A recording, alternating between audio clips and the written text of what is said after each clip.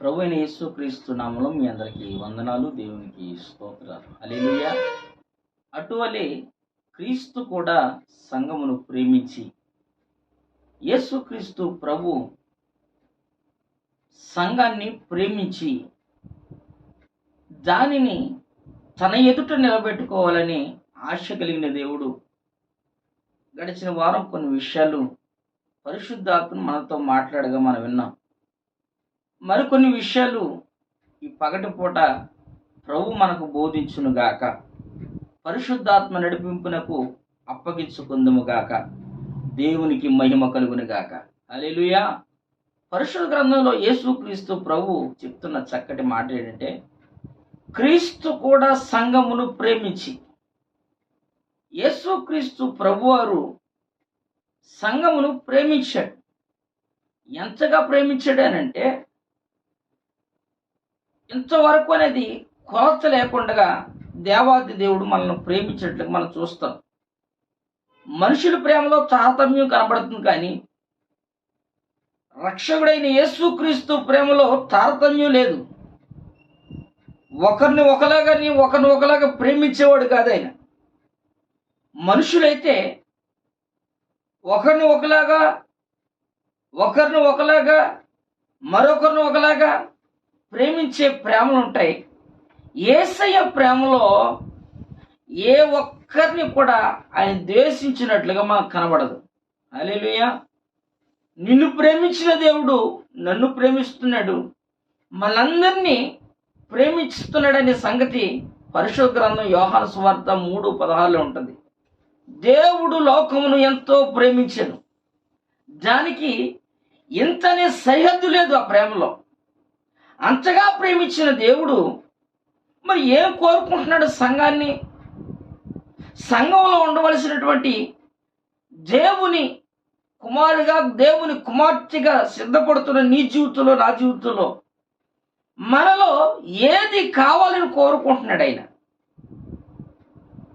వ్యక్తిగత జీవితంలో కావచ్చు, ఆధ్యాత్మిక జీవితంలోనూ దేవుని కొరకు దేవుని ప్రేమను ఎంతగా నువ్వు పొందుకుంటున్నావు అనేది ఈ పగటి పూటకు ప్రశ్న వేసుకోవాలి.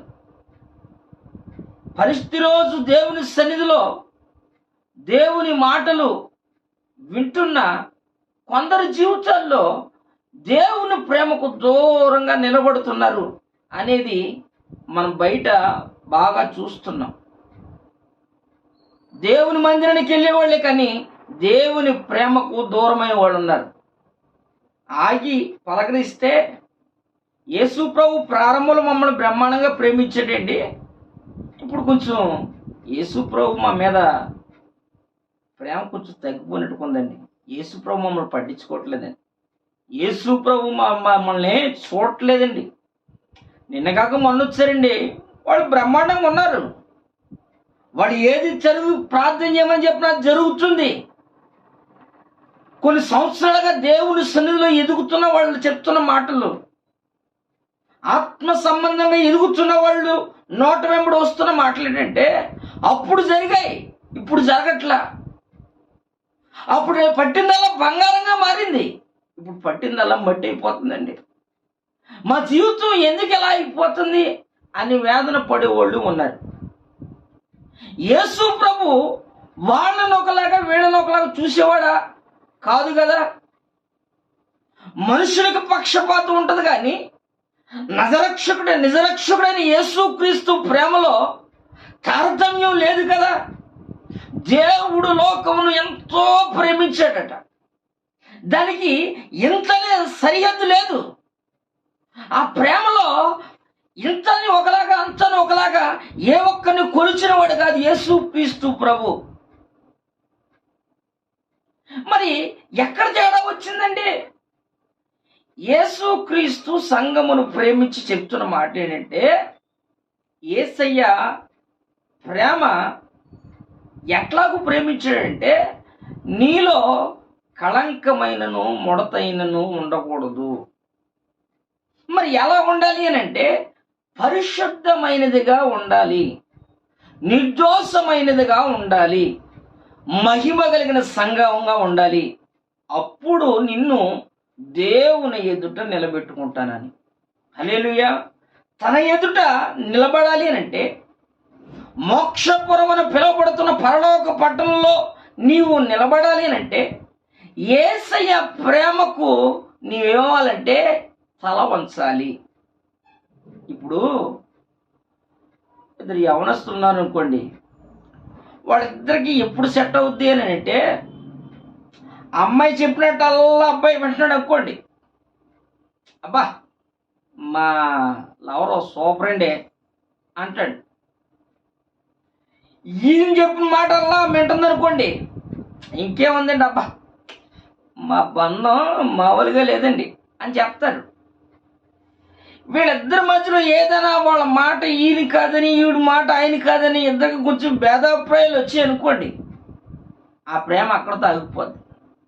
ఇది లోక సంబంధమైన ప్రేమ. యేసయ్య ప్రేమను కాదనుకుని నువ్వు వెళ్ళిపోతున్నావు అనుకోండి, యేసయ్య దగ్గరకు వచ్చి ఆత్మ సంబంధంగా దేవుని సన్నిధిలో బలపడి మారు మనసు పొంది రక్షింపబడి రక్షణ మార్గంలో నడిపించబడుతూ ఎప్పుడో ఒకసారి నువ్వు వెళ్ళిపోయావు అనుకోండి, యేసు ప్రభు నువ్వు మర్చిపోయాడు అనుకుంటా, కానీ యేసయ్య నిన్ను మర్చిపోలేదు. బైబిల్ గ్రంథంలో ఉన్నాయి ఉదాహరణలు. యేసయ్య ప్రేమను కలిగి యేసయ్య ప్రేమలో ఉండి నీలో ఉండే కళంకాన్ని ముడతని నువ్వు కడుక్కోవాలని దేవుడు మరొక అవకాశాన్ని నీకు ఇస్తున్నాడు. యేసు ప్రభు సంఘాన్ని ఎందుకు ప్రేమించావు అంటే నీలో ఉండే కళంకం ఏదైతే ఉందో దాన్ని నువ్వు కడుక్కోవాలని. నీలో అక్కడక్కడ మసిబారిపోయిన ముడతలు ఉన్నాయి, ముడతలు. ఈ షర్టు బాగా నలిపి వేసుకున్నాను అనుకోండి, చూసినప్పుడు ఎట్లా ఉంటుంది, అసహ్యంగా ఉంటుంది. ఈ ముడతలు సరిచేయాలంటే కొంచెం దాన్ని చక్కగా ఇస్త్రీ పెట్టి బాగా ఉతికి ఇస్త్రీ చేస్తే కొంచెం చూస్తే ఆనందంగా కనపడుతుంది. యేసు ప్రభు నిన్ను చూసినప్పుడు కూడా నువ్వు ఎలా కనబడాలని కోరుకుంటున్నాడంటే, సమస్యలు ఉన్నాయి జీవితంలో, సమస్యలు లేనివాడు భూమి మీద ఎవరు లేరు. నరవాడుతున్న ప్రతి నరుడికైనా, వాక్యం ప్రకటిస్తున్న దైవ సేవకుడికైనా ప్రతి మనిషి జీవితంలో సమస్యలు ఉంటాయి. కానీ ఈ సమస్యల మధ్యలో దేవుణ్ణి విడిచిపెట్టకూడదు, యేసయ్య ప్రేమకు దూరం అయిపోకూడదు. ఈ సమస్యల మధ్యలో, కన్నీళ్ళ మధ్యలో నా జీవితంలో దేవుని ప్రేమను పొందుకోకుండా ఏది నాకు ఆటంకంగా ఉంది?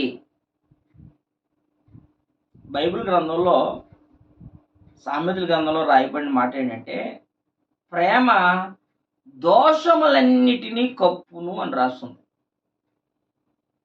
ప్రేమ ఏం చేస్తుందంటే దోషాన్ని కప్పుతుంది. మనుషుల ప్రేమ అయితే దోషాన్ని బయట పెడుతుంది. నువ్వు చేసింది ఫలానా టైం ఇది చేసావు అని చెప్తుంది, ఇది మనుషుల ప్రేమ.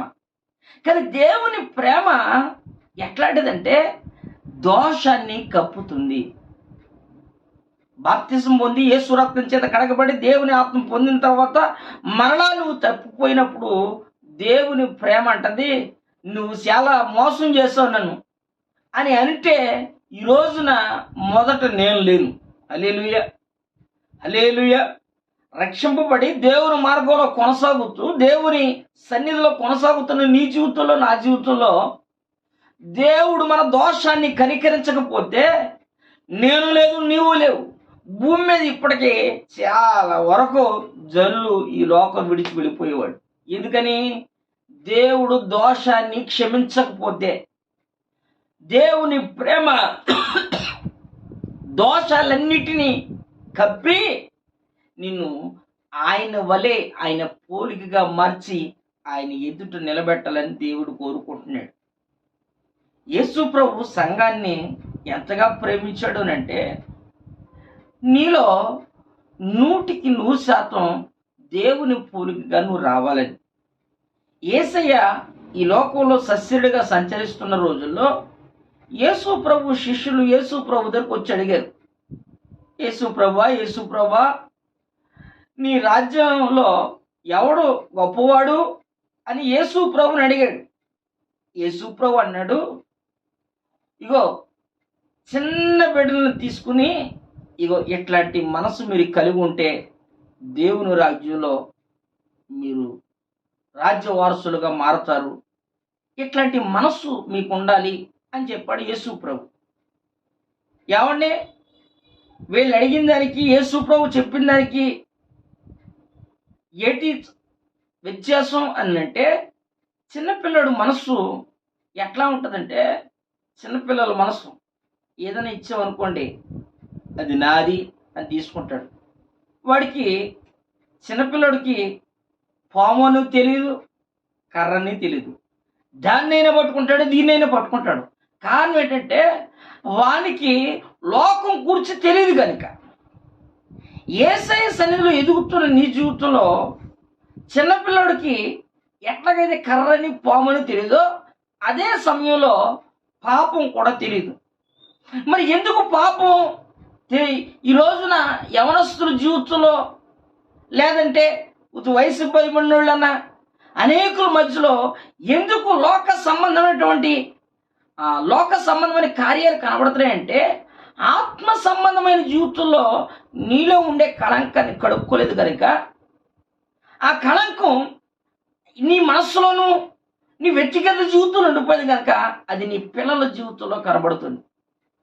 ఆత్మ సంబంధంగా ఎదుగుతున్న వాళ్ళ జీవితంలో ఓ రోజున ఒక భక్తుడు ఓ పాస్టర్ గారి దగ్గరికి వచ్చి అడుగుతున్నాడు, అయ్యా అయ్యా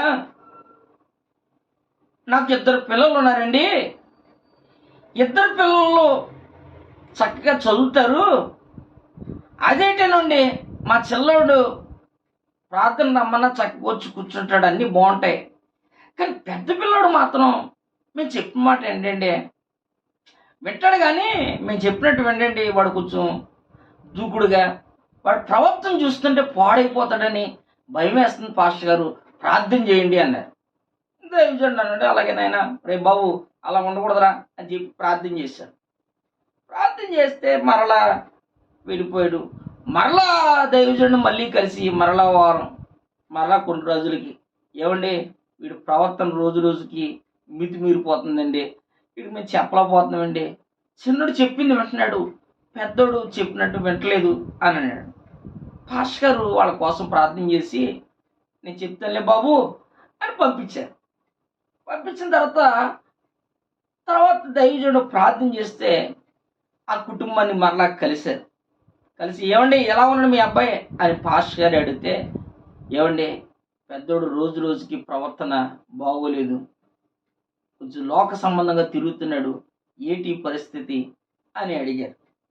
దేవుని మందిరానికి వెళ్ళేవాళ్ళే, బాప్తిసం పొందిన వాళ్ళే, దేవుని ఆత్మచేత నింపబడిన వాళ్ళే, కానీ పిల్లల్లో ఒక పిల్లవాడు ప్రవర్తన ఇలాగా, ఒక పిల్లవాడు ప్రవర్తన ఏమో లోక సంబంధంగా ఉందని చెప్పాడు. పాస్టర్ గారు అడిగారు, బాబు నువ్వు బాప్తిసం పొంది ఎంతకాలం అయింది అన్నాడు. చాలా సంవత్సరాలు అవుతుందండి అయ్యారు అన్నాడు.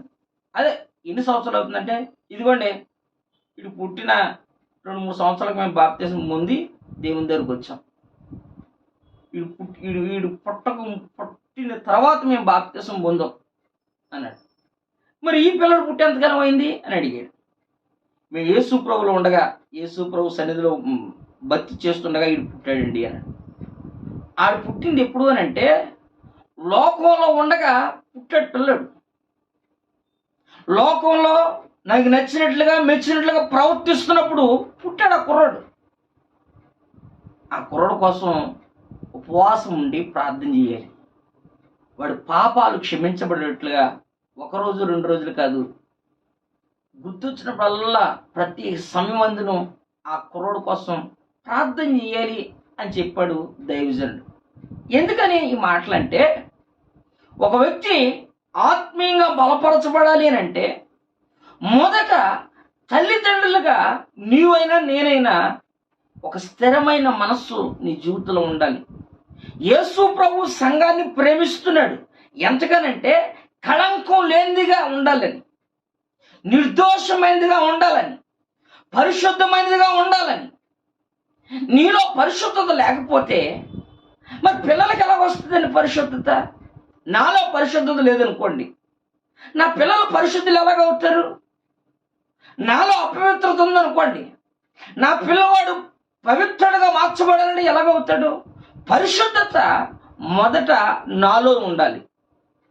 పరిశుద్ధత నాలో ఉంటే నా ద్వారా నా పిల్లలకు వస్తుంది. తండ్రి తాగుబోతుడండి, ఆ పిల్లడు కూడా కొంచెం ఈ మధ్య మళ్ళీ స్టార్ట్ చేసాడండి అని అంటే, తండ్రి సరైన దారిలో ఉంటే పిల్లడు ఎందుకు చెడిపోతాడండి? తల్లిదండ్రులు రోజు ప్రార్థన చేసేవాళ్ళు అనుకోండి, కుటుంబంలో కుటుంబారాధన చేసుకుంటూ ఉంటే పిల్లడు కూడా వచ్చి మోకరించి ప్రార్థన చేస్తాడు. ప్రార్థించే అలవాటే తల్లిదండ్రులు లేదనుకోండి, పిల్లలు ఎలా బాగుపడతారండి? పరిశుద్ధ గ్రంథం చెప్తుంది, నువ్వు దేవుని ఎదుట నిలబడాలి అని అంటే మొదట నీలో ఉండే కళంకాన్ని, ముడతను తొలగించుకోవాలి. నీలో ఉండే అపవిత్రతను దూరం చేసుకోవాలి.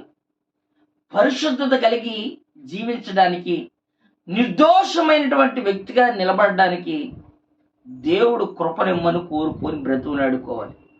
ఇన్ని రోజులు పరిశుద్ధత ఎప్పుడు? బాప్తిజం పొందినప్పుడు మారుమాసు పొందేశానండి, ఇక నేను పరిశుద్ధుని అయిపోనండి అంటే కుదరదు. ఈ మారు మనసు ప్రతిరోజు నీ జీవితంలోకి రావాలి. హల్లెలూయా. మా దైవజనులు చెప్తారు, ప్రతిరోజు కడుక్కో కడుక్కో కడుక్కో కడుక్కో కడుక్కోవాలా. రాత్రి ప్రార్థన చేసాం పాస్టర్ గారు, మళ్ళీ పొద్దున్నే స్టార్ట్ చేసా, మళ్ళీ కడుక్కోవాలా. వస్త్రాలు ఎలాగైతే బయటికి వెళ్ళి వస్తే మురికి అయిపోతాయో, ఆత్మీయ జీవితంలో అప్పుడప్పుడు తెలియకుండానే కొన్ని బలహీనతలు నువ్వు వెంబడిస్తాయి. వాటిని నువ్వు దాచిపెట్టుకోకూడదు, ఒప్పుకొని ప్రభు సన్నిధిలో విడిచిపెట్టాలి. అతిక్రమమును దాచిపెట్టువాడు వర్ధనుడు, కానీ వాటిని ఒప్పుకొని విడిచిపెట్టువాడు దేవుని ప్రేమను పొందుకుంటాడని పరిశుద్ధ గ్రంథం, కీర్తన గ్రంథంలో రాసుంది. నీ జీవితంలో, నా జీవితంలో యేసుక్రీస్తు ప్రభు సంఘాన్ని దేనికి ప్రేమించాడు అని అంటే, ఆయన ప్రేమలో ఉన్న మాధుర్యం ఏంటంటే, ప్రేమ దోషాన్ని కప్పుతుంది. నువ్వు చేసే ప్రతి పనిలో ఆ దోషాన్ని బట్టి చూస్తే ఈ రోజున ఎవ్వరము దేవుని సన్నిధికి వచ్చినటువంటి ఎవ్వరు భూమి మీద నిలబడలేము. కానీ అదే పనిగా నువ్వు వెళ్ళిపోయావు అనుకోండి, అలవాటు ప్రకారంగా వెళ్ళిపోయావు అనుకోండి, ఏదో ఒక రోజున విడవబడతావు. ఎలాగ ఉంటుందంటే, పరిశుద్ధ గ్రంథంలో సంసోను అనే భక్తుడు ఉన్నాడు. దేవుని చేత ఎన్నుకోబడిన వాడు, తల్లి గర్భంలోనే నాజీరు వ్రతం కలిగిన వాడు. తన జీవితాన్ని వెళ్ళిన ప్రతి చోటల్లా అయ్యగారు పడిపోతున్నాడు. ముగింపు ఏమైపోయిందంటే, ఆత్మీయుడే, దేవుని ఆత్మ కలిగిన వాడు, దేవుని ఆత్మ మీదకి వచ్చిందంటే మనమైతే పక్కన 4-5 కొడతాం. ఆయనకి దేవుని ఆత్మ వస్తే 300 నక్కలు కొడతాడు, 1000 మందిని చంపుతాడు. అంత బలవంతుడు, అంత ఆత్మాభిషేకం కలిగినాడు. కానీ పరిశుద్ధతను కాపాడుకోలేకపోయాడు, పాప విషయంలో పడిపోయాడు. ఆత్మ కలిగిన దేవుని సన్నిధి ఉంది కదా, దేవుడు నన్ను చూస్తున్నాడు కదని ఆ విచక్షణ కోల్పోయి విచ్చలవిడిగా ప్రవర్తించడం ద్వారా కళ్ళు 2 పీకివేయబడ్డాయి, అభిషేకం పోయింది. ప్రియమైన సహోదరులారా, దేవుని సన్నిధిలో నువ్వు జ్ఞాపకం చేసుకోవాల్సిన మాట ఏంటంటే, యేసయ్య మనల్ని ప్రేమిస్తున్నాడు. ఆ ప్రేమ నువ్వు ఎలా స్వీకరించగలుగుతున్నావు? యేసయ్య ప్రేమలో నిన్ను ఏ రోజు వద్దనలేదు కదా, ఇంకా ఆయన చేతులు చాచుతున్నాడు.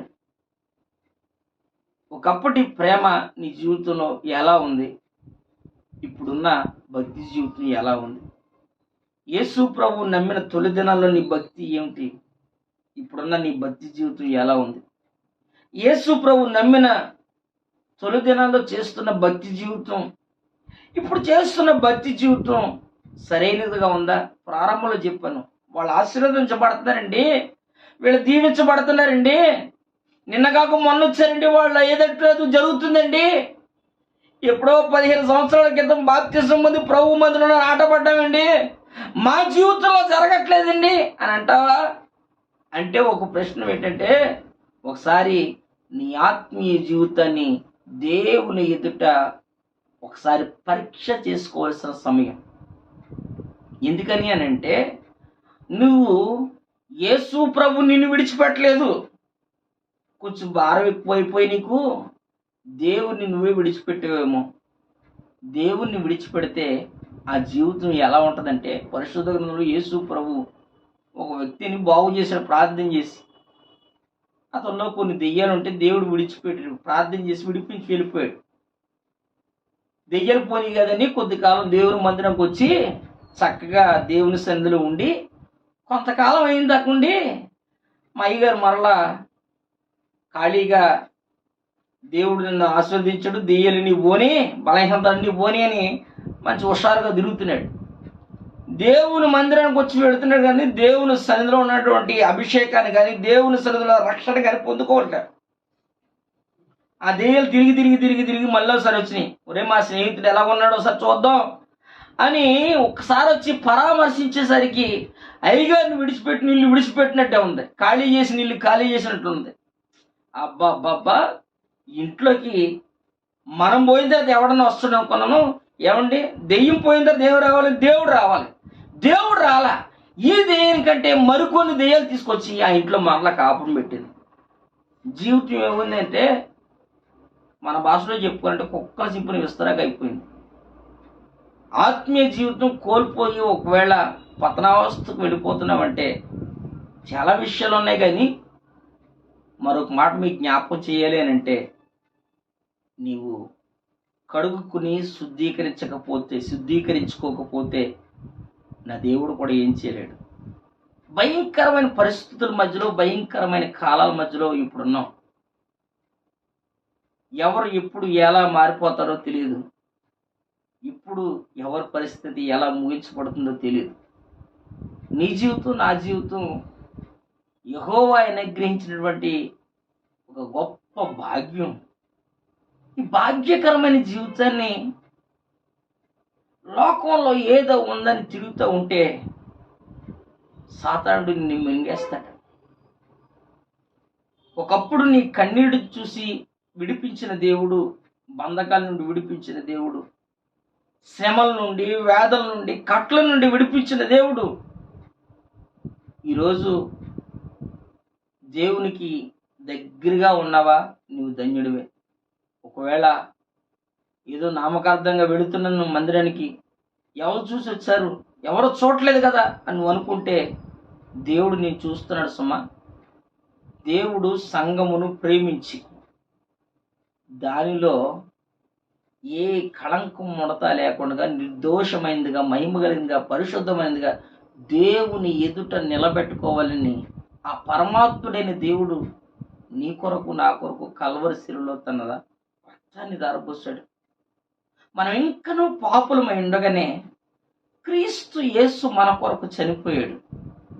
ఎందుకు చనిపోయావయ్యా అని అంటే, ఇదిగో పాపంలో బ్రతుకుతున్న నన్ను బ్రతికించుట కొరకు, శాపంలో కొట్టిమిట్టాడుతున్న నన్ను బ్రతికించుట కొరకు, పాపభరితమైన జీవితం నుండి, బంధకాల నుండి ఏ మనుషుడు విడిపించలేనప్పుడు నన్ను విడిపించుట కొరకు ఆ పరమాత్ముడైన దేవుడు కల్వరి శిలువలో తన ప్రాణాన్ని పెట్టాడు. కారణం ఏంటంటే ఆయన నన్ను ప్రేమిస్తున్నాడు, నిన్ను ప్రేమిస్తున్నాడు. మనలను ప్రేమించి నీవు ఆయన ఎదుట నిలబెట్టుకోవాలని ఆశపడుతున్నాడు. మరి నిలబడటానికి సిద్ధపడగలిగితే, యేసయ్య ప్రేమను ఎక్కడైతే విడిచిపెట్టానో మరలా దాని వైపు నేను చూడాలని ఒక తీర్మానం నువ్వు చేయగలిగితే, నా ప్రియమైన సహోదరి సహోదరులారా, ఒక సహోదరుడిగా ప్రేమపూర్వకంగా చేస్తున్న మనవి, నువ్వు దేవుని ప్రేమలో నిలబడాలని దేవుని పేరట కోరుకుంటున్నాను. మరి కొన్ని మాటలు